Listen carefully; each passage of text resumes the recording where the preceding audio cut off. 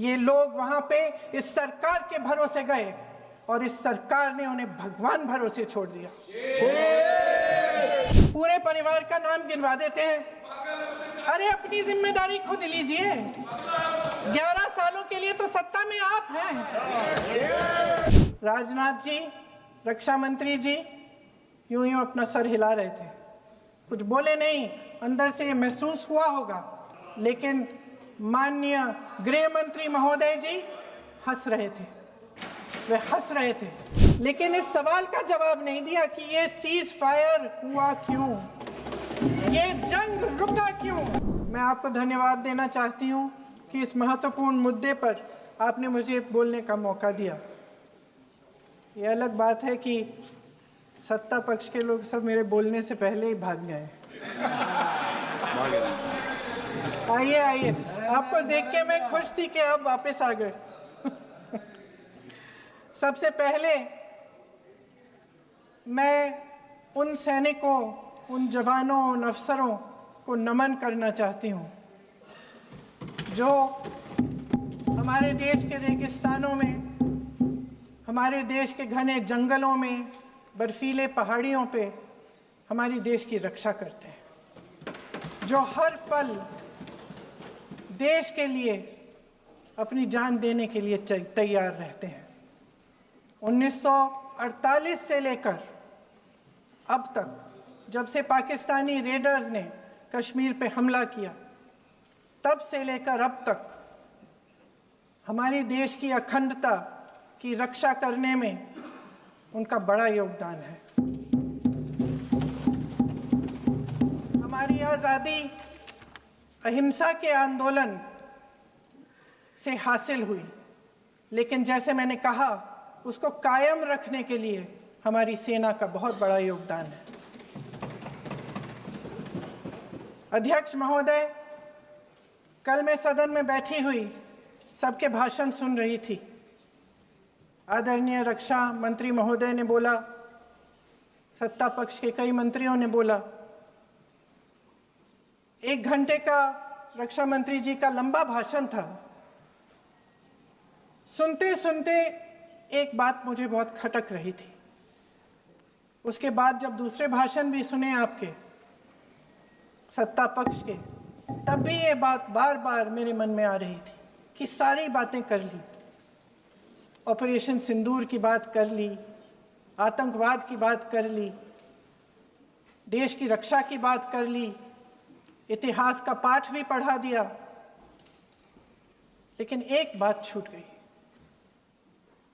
उस दिन 22 अप्रैल 2025 को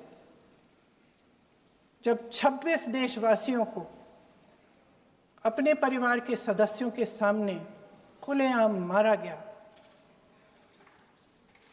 तो ये हमला कैसे हुआ, क्यों हुआ?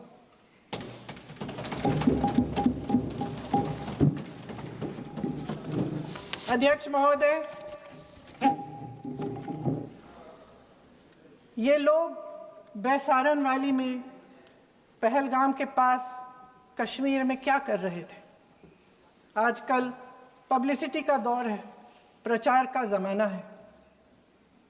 कुछ समय से हमारी सरकार ये प्रचार कर रही थी कि कश्मीर में आतंकवाद ख़त्म हो गया है, कि कश्मीर में शांति है, अमन चैन है। प्रधानमंत्री जी ने खूब भाषण दिए, देशवासियों को कहा कि चलिए कश्मीर चलिए, सैर करिए। कई बार मैंने ये भी देखा मीडिया पर, टीवी पर, कि कश्मीर जाइए, ज़मीन खरीदिए, अब वहाँ अमन चैन है, शांति का वातावरण है। इसी बीच शुभम द्विवेदी, एक कानपुर के नौजवान,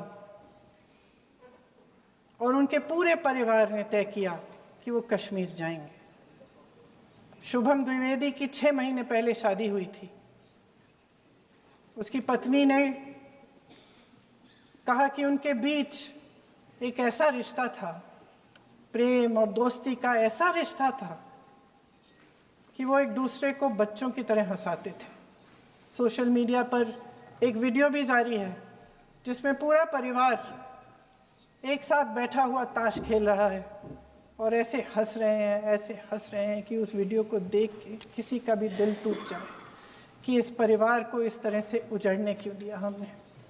कोई अपने बेटे का हाथ पकड़ के पहाड़ों पर घसीटता हुआ जा रहा है, कोई कश्मीरी घोड़े वालों और गाइडों की मदद लेते हुए चले जा रहा है। कोई रास्ता नहीं है, कोई तरीका नहीं है, लेकिन किसी न किसी तरह से शुभम की पत्नी के शब्दों में किसी ऐसी शक्ति ने हमको बचा कर रखा कि हमें किसी न किसी तरह से हम अकेले नीचे पहुंचे। और मैं उनके लफ्ज पढ़ना चाहती हूं, क्योंकि उन्होंने कहा कि इस पूरे समय जब 1 घंटे के लिए चुन चुन कर भारतीय नागरिकों को मारा जा रहा था, इस पूरे समय उसे एक सुरक्षाकर्मी नहीं दिखा, एक सैनिक नहीं दिखा।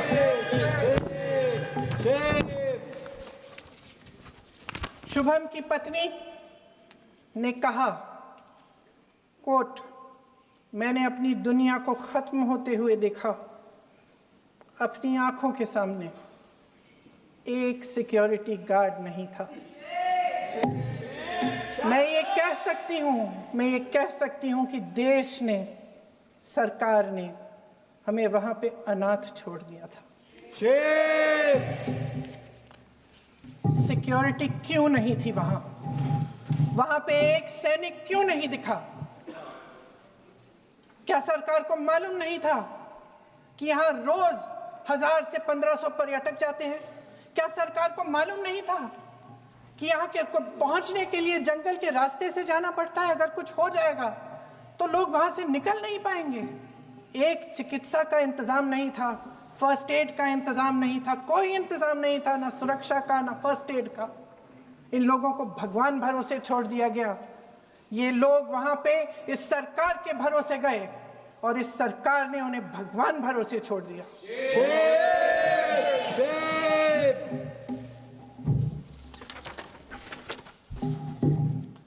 मैं पूछना चाहती हूं, ये किसकी जिम्मेदारी थी? इस देश के नागरिकों की सुरक्षा की जिम्मेदारी किसकी है? क्या इस देश के प्रधानमंत्री की नहीं है? क्या इस देश के गृह मंत्री की नहीं है? क्या इस देश के रक्षा मंत्री की नहीं है? क्या एनएसए की नहीं है? अध्यक्ष महोदय, पहलगाम हमले से सिर्फ 2 हफ्ते पहले हमारे गृह मंत्री महोदय जी कश्मीर गए थे। किस लिए गए थे? जो सुरक्षा की व्यवस्था है इसको देखने के लिए गए थे, इसको रिव्यू करने के लिए गए थे। और उन्होंने वहां कहा कि आतंकवाद पर विजय प्राप्त हुई है। ये 2 हफ्ते पहले है। 3 महीने बाद JNK के गवर्नर साहब एक आम इंटरव्यू में ऐसे ही चलते चलते कह देते हैं कि हाँ, बैसारन वैली में बहुत लापरवाही हुई और इसके लिए मैं जिम्मेदारी लेता हूँ। ऐसे ही चलते चलते, और वो बात होती है, खत्म भी वहां होती है और वहीं खत्म हो जाती है। उनसे जिम्मेदारी ली भी नहीं जाती, कोई सवाल नहीं उठाता, कोई जवाब नहीं देता। अध्यक्ष महोदय, उस हमले की जिम्मेदारी एक आतंकवादी गुट जिसका नाम TRF है थोड़े दिनों बाद लेती है। कौन है ये TRF? 2019 में ये गुट बना। 2020 में इसने कश्मीर में आतंकवाद का काम शुरू कर दिया और 2020 अप्रैल 2020 से लेकर 22 अप्रैल 2025 तक इन्होंने 25 आतंकवादी हमले किए। गृह मंत्री महोदय ने जब यूपीए सरकार के समय के आतंकवादी हमले गिने तो लगभग 25 गिनवाए थे अभी अपने भाषण में। इस गुट ने कश्मीर में 25 हमले 2020 और 2025 के अंदर एक पूरी लिस्ट है इन हमलों की। मेरे पास इतना समय नहीं है इसलिए मैं एक एक को नहीं पढ़ना चाहती, लेकिन मैं इतना कहूंगी कि इनमें रियासी का हमला भी था 2024 का, जिसमें 9 लोग मारे गए और 41 लोग घायल हुए। कुल मिलाकर 2020 से लेकर 22 अप्रैल 2025 तक टीआरएफ ने 41 सेना और सुरक्षा कर्मियों की हत्या की, 27 सिविलियन की हत्या की और 54 लोगों को घायल किया। भारत सरकार ने टीआरएफ को आतंकवादी संगठन का दर्जा कब दिया? 2020 में दिया, 2021 में दिया, 2022 में दिया, 2023 में दिया। 3 साल बाद, 3 सालों के लिए ये आतंकवादी गतिविधियां कर रहे हैं और आप इनको आतंकवादी संगठन तब कहते हैं 2023 में। इसकी क्या वजह थी? ये सब सरकार के संज्ञान में था। और आप मुझे बताना चाहते हैं, सत्ता पक्ष के नेता बताना चाहते हैं कि ये सब आपके संज्ञान में था, लेकिन कोई भी एक ऐसी एजेंसी नहीं है हमारी सरकार की जिसको पता चला कि ऐसा हमला, ऐसा भयानक हमला होने जा रहा है हमारे देश में, कि पाकिस्तान में बैठे हुए इस हमले की योजना बन रही है कि हम भारत जाके हैवानियत करेंगे, 26 लोगों को मार डालेंगे और हमें पता ही नहीं है। क्या ये हमारी एजेंसियों की विफलता है कि नहीं है? ये बहुत बड़ी विफलता है, एक बहुत बड़ी विफलता है। जानते थे कि ये गुट है, जानते थे कि 5 सालों से ये आतंकवादी हमले कर रहा है, अध्यापकों को मारा, आर्मी के बड़े बड़े अफसरों को मारा, आम जनता को मार डाला, पुलिस वालों को मार डाला, और आप इन पे निगरानी नहीं रख रहे थे। और ये जो एजेंसियां हैं, इनकी जिम्मेदारी कौन लेगा? क्या आईबी चीफ ने अपना इस्तीफा दिया? क्या किसी ने इस्तीफा दिया? गृह मंत्री जी के कार्य क्षेत्र में आता है इंटेलिजेंस ब्यूरो। क्या गृह मंत्री जी ने इस्तीफा दिया? इस्तीफा छोड़िए, जिम्मेदारी ली।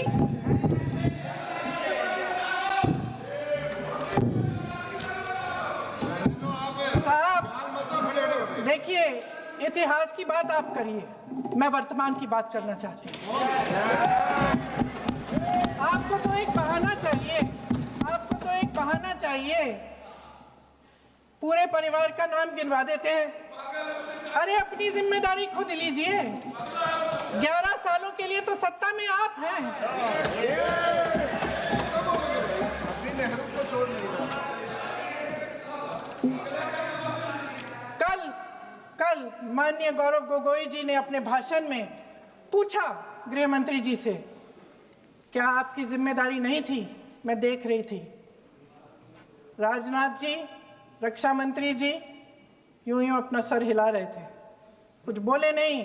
अंदर से ये महसूस हुआ होगा कि यहाँ कुछ जिम्मेदारी थी, लेकिन माननीय गृह मंत्री महोदय जी हंस रहे थे, वे हंस रहे थे।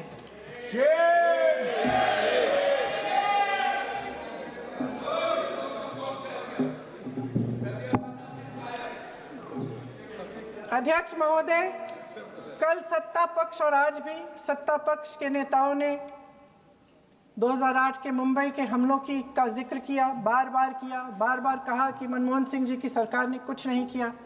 ये तो जानकारी होगी ना कि उसी समय जब वो आतंकवादी हमला चल रहा था, तभी उन आतंकवादियों को मार डाला था। एक बचा था और उसको भी फांसी दे दी थी 2012 में।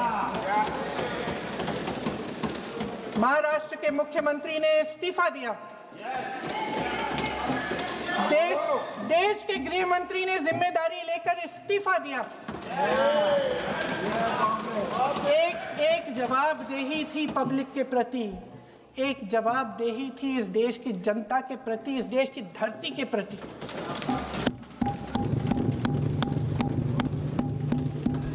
राजनाथ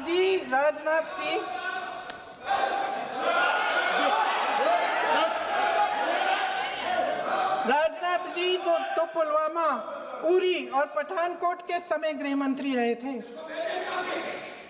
आज वे रक्षा मंत्री हैं और हमारे गृह मंत्री महोदय श्री अमित शाह जी के नाक के नीचे पूरा मणिपुर जल गया।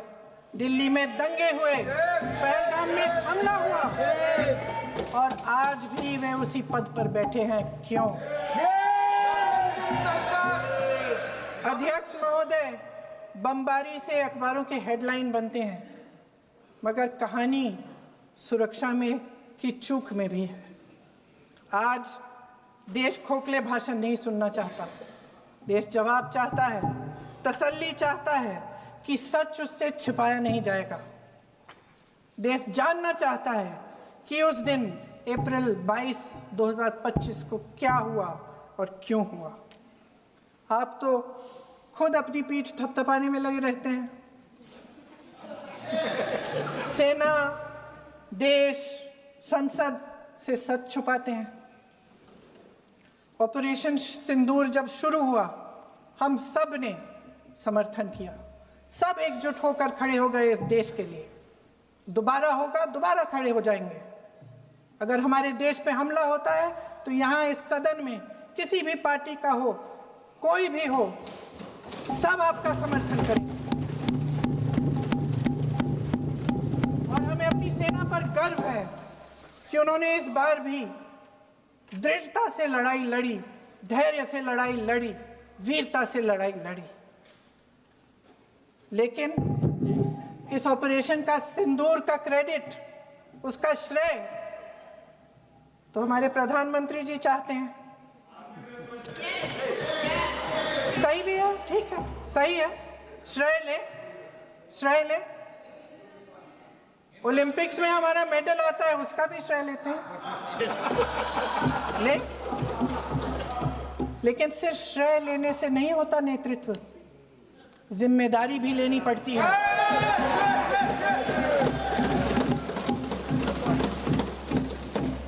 देश के इतिहास में ये पहली बार हुआ, देश के इतिहास में ये पहली बार हुआ कि जंग होते होते ही रुक गई। रुक गई है जी। और इस रुकावट का ऐलान हमारी सरकार, हमारी सेना नहीं करती, अमेरिका के प्रेसिडेंट करते हैं, अमेरिका के राष्ट्रपति करते हैं। ये हमारे प्रधानमंत्री महोदय की गैर जिम्मेदारी का सबसे बड़ा प्रतीक है। आज गृह मंत्री जी ने इस बात पर उल्लेख किया।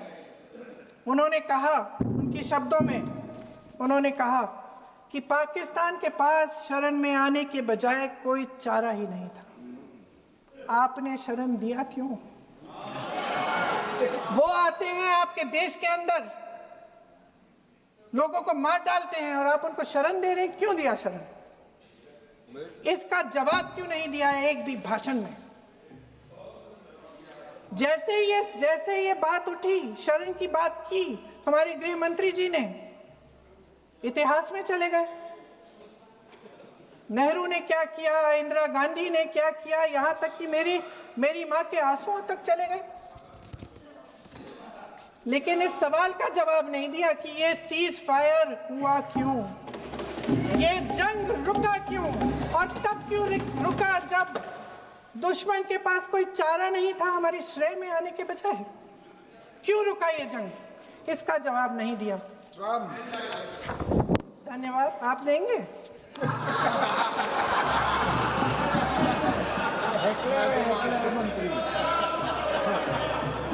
देना भाई, देना। आपको टाइम मिलेगा तो, टाइम नहीं मिलेगा आपको शायद। वैसे महोदय, मेरी माँ की आंसू की बात किए, मैं इसका जवाब देना चाहती हूँ। मेरी माँ के आंसू तब गिरे जब उनके पति को आतंकवादियों ने शहीद किया, जब वे मात्र 44 साल की थी। और आज अगर मैं इस सदन में खड़ी हूं और उन 26 लोगों की बात कर रही हूं, मैं इसलिए कर रही हूं क्योंकि मैं उनका दर्द जानती हूं, महसूस करती हूं।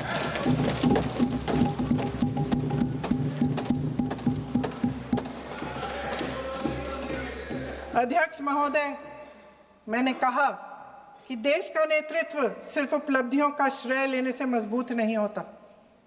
सफलता और विफलता दोनों की जिम्मेदारी लेने से बुलंद होता है। ये सोने का ताज नहीं है, कांटों का ताज है। अध्यक्ष महोदय, जब सरकार झूठी और कायर हो तो वे बहादुर से बहादुर सेना के साहस और पराक्रम को भी कमजोर कर देती है। देश को प्रतिशोध के साथ साथ सबके प्राणों की रक्षा का प्रण चाहिए। सेना की शक्ति के साथ सरकार की सच्चाई भी चाहिए। महान देशभक्त शहीद इंदिरा गांधी जी, जिन्होंने सफल कूटनीति के बल पर अमेरिका के राष्ट्रपति निक्सन का मुकाबला करके पाकिस्तान का विभाजन करवाया, बांग्लादेश बनाया, 1 लाख पाकिस्तानी सैनिकों को आत्मसमर्पण करने पर मजबूर किया, उन्होंने कभी इसका श्रेय लेने की कोशिश नहीं की। ऑपरेशन सिंदूर का मकसद अगर पाकिस्तान को सबक सिखाना था तो शायद ये मकसद अभी अधूरा है, क्योंकि हमारी कूटनीति विफल रही है। इसका प्रमाण यही है कि ऑपरेशन सिंदूर के बाद एक पाकिस्तानी जनरल, जिसके हाथ खून से रंगे थे, अमेरिका के राष्ट्रपति के साथ बैठकर लंच खा रहे थे।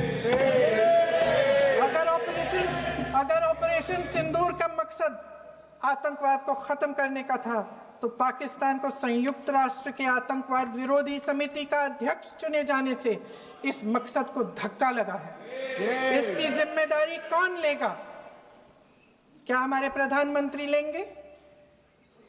क्या उनमें ये हिम्मत है? नहीं है। अगर इस ऑपरेशन के दौरान हमारे जहाजों का नुकसान नहीं हुआ तो सदन में इसे साफ साफ कहने से क्या डर है? क्यों नहीं कहा है? कल भी रक्षा मंत्री जी ने कहा कि हमारे इंफ्रास्ट्रक्चर का नुकसान नहीं हुआ, तो जहाजों के बारे में भी बता दें, साफ साफ बता दें, क्या हर्ज है? सच्चाई तो है। सवालों से बचने के लिए ये सरकार हमेशा प्रयास करती है। इसकी राजनीतिक कायरता बेमिसाल है। देशवासियों के प्रति जवाबदेही का एहसास ही नहीं है। सच्चाई ये है कि इनके दिल में जनता के लिए कोई जगह नहीं है। सब राजनीति है, सब पीआर है, सब प्रचार है, सब पब्लिसिटी है। देश की जनता के लिए आपके हृदय में कुछ नहीं रहा। बहुत समय हो गया है आप इस प्रचार में ही लिप्त हैं, जनता को देख नहीं पा रहे हैं। जी मानिए। जो पहलगाम में हुआ, खत्म करती हूँ, जो पहलगाम में हुआ उससे हर एक देशवासी के दिल पे चोट पहुंची है। हिमांशी नारवाल की गुहार ने हम सबको शर्मिंदा किया है। इसीलिए मैं आज यहाँ खड़े हुए एक आखिरी बात करना चाहती हूँ।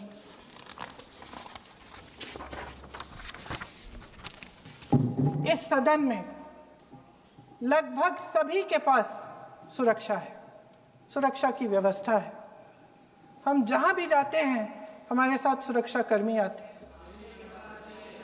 आपको भी मिल जाएगी, आप मंत्री बन जाएंगे, आपको भी मिल जाएगी। मैं मजाक की बात नहीं कर रही हूँ, थोड़ा सा धैर्य रखिए। उस दिन पहलगाम में 26 परिवार उजड़ गए। 26 लोगों को अपने परिवार के सदस्य के सामने मारा गया।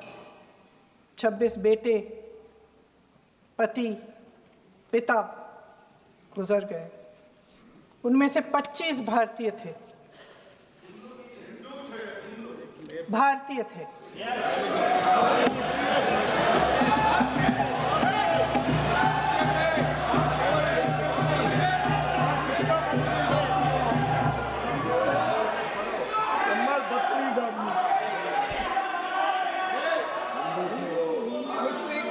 जितने भी लोग बैसारन वैली में थे और जो 25 भारतीय मारे गए, उनके लिए कोई सुरक्षा नहीं थी, कोई सुरक्षा नहीं थी। आप कितने भी ऑपरेशन कर डालें, आप इस सच्चाई के पीछे छुप नहीं सकते, इसे नकार नहीं सकते। आपने उनको सुरक्षित नहीं किया। कोई शर्म नहीं है, कोई शर्म नहीं है, कोई शर्म नहीं है और ना कभी होगी। सुन लीजिए, सुबह भी मैं शिव मंत्र बोल के आई हूं। इनको क्या पता शिव मंत्र क्या है? कुर्सी मंत्र इनका। खत्म कर लूं अपना भाषण? कुर्सी मंत्र। मैं एक बार उन 25 भारतीयों के चुप रही। मैं एक बार उन 25 भारतीयों के नाम इस सदन में पढ़ना चाहती हूं, ताकि यहां बैठे हर सदस्य को यह एहसास हो कि वे भी हमारी तरह इंसान थे, किसी राजनीतिक बिसात के मोहरे नहीं थे। वे भी इस देश के बेटे थे, वे भी इस देश के शहीद हैं। उनके परिजनों के प्रति हम सब की जवाबदेही बनती है। उन्हें सच्चाई जानने का हक है। समीर गुहा भारतीय, बिट्टन अधिकारी, मनीष रंजन, हेमंत सुहास जोशी, विनय नारवाल, सुशील नथनियल, अतुल श्रीकांत मोने, सैयद आदिल हुसैन शाह, माननीय वानी, एन रामचंद्रन, संजय लक्ष्मण लेले, माननीय प्लीज दिनेश अग्रवाल, दिलीप दिल से, प्रशांत कुमार सतपति, JS चंद्रमौली। अब बोलिए, अब आराम से बोलिए। JS चंद्रमौली, यतीश परमार, S मधुसूदन राव, माननीय सदस्य, नारेबाजी का सदन नहीं है। शैलेश कलाटिया, ये तरीका ठीक नहीं है आपका। मंजुनाथ राव, कौस्तभ गणबोते, शुभम द्विवेदी,